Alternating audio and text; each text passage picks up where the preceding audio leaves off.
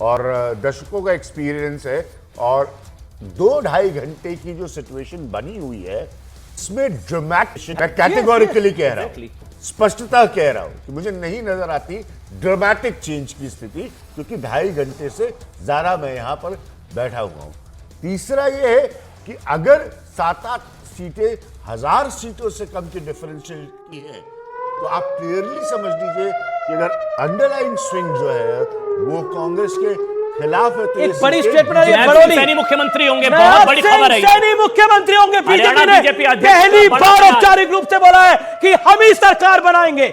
BJP अध्यक्ष मोहनलाल ने एक बयान दिया है कि नायब सिंह सैनी, माफ करिए, नायब सिंह सैनी मुख्यमंत्री होंगे। नायब सिंह सैनी के वैसे पहले क्लियर कर दिया गया था कि सैनी साहब भी मुख्यमंत्री और देखिए उन्होंने फिर से क्लियर कर दिया। अमन, अगर इसको आप 5 शब्दों में इस जीत को एनालाइज करें तो ये बीजेपी ने जीत कांग्रेस के जबड़े से निकाल के ली है। ये बीजेपी ने जीत मोदी और नायब सिंह सैनी की जोड़ी ने दिलाई है। ये जीत बीजेपी के कार्यकर्ता ने उसको जिताई है। ये जीत बीजेपी ने कांग्रेस को नैरेटिव बिल्डिंग की मुहिम में हरा के जिताई है। आप सोचिए नैरेटिव क्या था। राहुल गांधी के समर्थन से भी होगा ना। 12 में से 8 सीटों पर जो है वो जहां उन्होंने अब वो 9 हो गई, अब वो 9 हो गई है और बीजेपी का नंबर अब 50 से ऊपर भी जा सकता है, ऐसा प्रतीत हो रहा है। क्योंकि देखिए जब क्लोज कंटेस्ट होता है, जो पार्टी इलेक्शन जीतती है वो क्लोज मार्जिन वाली सीटें फिर ले जाती है, अधिकतर ऐसा होता है। देखिए कांग्रेस ने अब विनेश फोगाट ने मेडल नहीं जीता। मुझे लगता है कि इससे बड़ा दुख पूरे देश में कोई नहीं था। मतलब मुझे भी पर्सनली बहुत दुख हुआ था।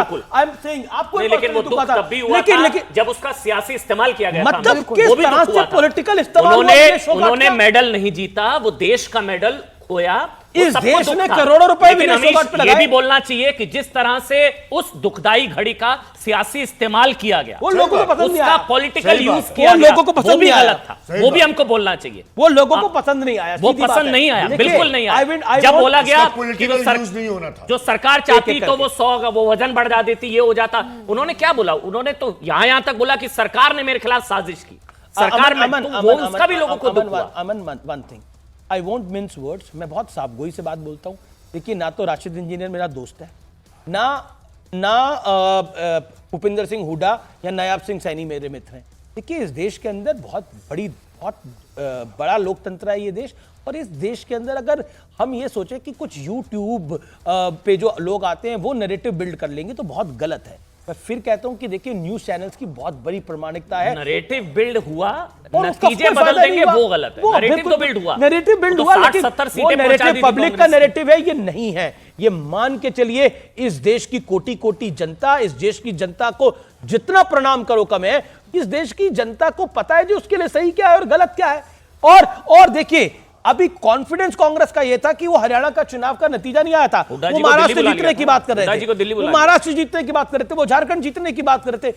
कुल मिलाकर, और देखिए कांग्रेस का नैरेटिव का फायदा हुआ, कांग्रेस को 4 सीटों पे मैं बात की, कांग्रेस को नैरेटिव का बड़ा फायदा हुआ। मामन खान 45-50 हजार से जीत रहे हैं, एक और कैंडिडेट 25 हजार से जीत रहे हैं, दूसरा कैंडिडेट 18 हजार से जीत रहा है। तो एक तरह से अकलियतों का वोट जो है वो कांग्रेस के लिए लामबंद है, वो पक्का है जो दिखाई दे रहा है। अमित का पहले अमित के पास। अमित बताइए, 49 सीटों पर बीजेपी, 35 सीटों पर कांग्रेस आगे, लगभग स्थिति स्पष्ट है। 11:15 हो चुके हैं। सिरसा से हमारे साथ हैं अमित। जी बिल्कुल, और बीजेपी ने यहाँ पर जो अपना ये कैंपेन किया था, जहाँ तक सिरसा की बात है, यहाँ पर डेरे की राजनीति चलती है, तो ये इंडियन नेशनल लोकदल का ये गढ़ रहा है। और कम से कम उनके लिए जब बीजेपी के पक्ष में इतनी तेजी से परिणाम आ रहे हैं तो उनके लिए अच्छी खबर नहीं है। मात्र 2 सीटों में यहाँ पर आ गया।